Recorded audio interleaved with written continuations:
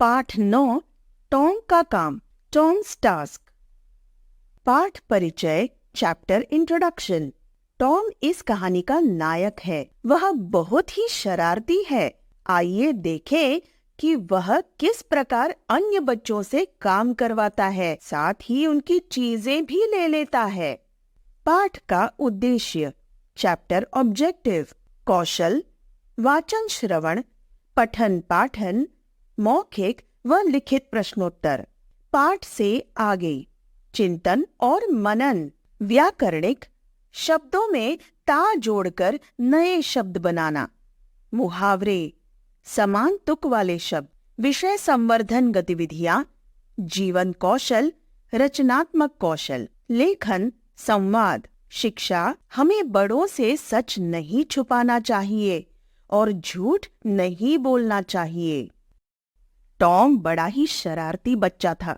वह अपने बालों के गीला होने का असली कारण अपनी मौसी आंट पॉली को कैसे बता सकता था? उसने आंट पॉली को बताया, आज बड़ी गर्मी थी तो सिर पर पानी छिड़कना पड़ा। देखो, अभी तक गीले हैं मेरे बाल। लेकिन पॉली भी तो टॉम को अच्छी तरह जानती थी। जरूर आज टॉम ने स्कूल से छुट्टी मारी होगी। मंद मंद मुस्कुराते हुए उन्होंने सोचा। हर दिन टॉम के स्कूल जाने से पहले वो उसकी कमीज पर एक धागा टांक देती थी। अपनी कमीज दिखाओ टॉम, अचानक आंट पॉली ने कहा। अगर टॉम स्कूल न जाकर नदी में तैरने गया होगा तो उसने कमीज उतारी होगी, तब तो वह धागा टूट ही गया होगा। उन्होंने मन ही मन सोचा।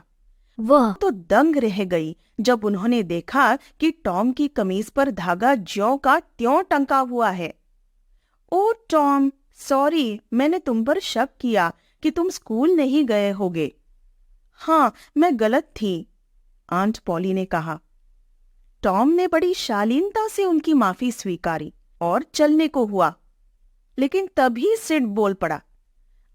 आंट, आपने लाल धागा टांका था ना टॉम की कमीज पर? देखो देखो, यहाँ तो काला धागा है। यह सुनते ही आंट पॉली का चेहरा तमतमा उठा और उनका चश्मा सरक कर थोड़ा नीचे आ गया।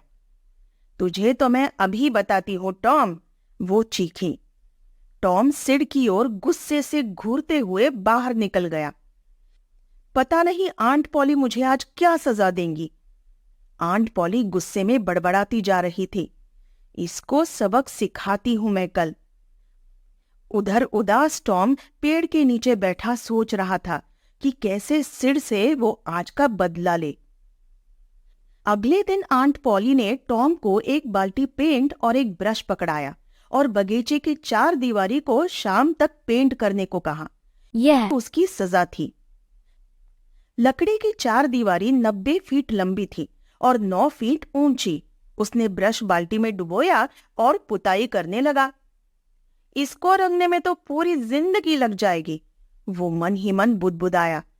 तभी उसके शरारती दिमाग को एक उपाय सूझा।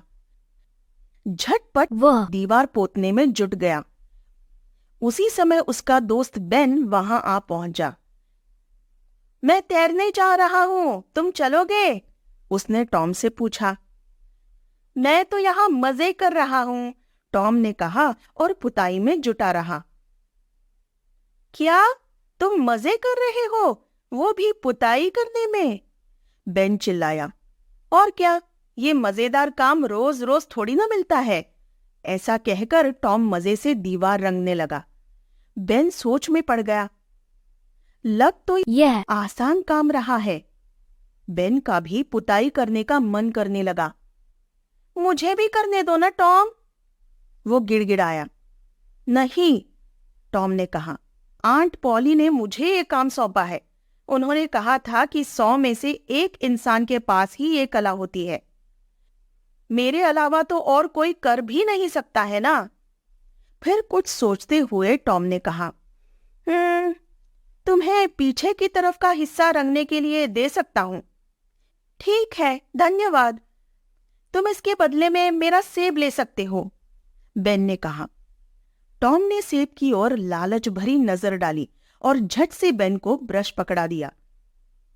अब बेन बेचारा पुताई कर रहा था और टॉम मियाँ आराम फरमाते हुए सेब खा रहे थे। देखते ही देखते दूसरे लड़के भी वहां जुटने लगे। दोपहर तक दीवार के दोनों तरफ का हिस्सा रंग कर तैयार हो चुका था। वहीं टॉम की जेब भी तरह तरह की चीजों से भरी हुई थी। क्या मैं अब खेलने जा सकता हूँ? टॉम ने आंट पॉली को पुकार कर पूछा। अरे, अभी कैसे जाओगे? काम तो पूरा किया नहीं होगा तुमने, आंट ने कहा। आप खुद ही देख लीजिए, टॉम ने कहा। तुम मुझसे झूठ तो बोलना ही मत टॉम, आंट ने कहा। ये कहते ही उनकी नजर चार दीवारी पर पड़ी। वहां का नजारा देख आंट पॉली इतनी खुश हुई कि उन्होंने एक ताजा लाल रसीला सेब टॉम को थमा दिया। टॉम गुनगुनाते हुए खेलने के लिए निकल पड़ा।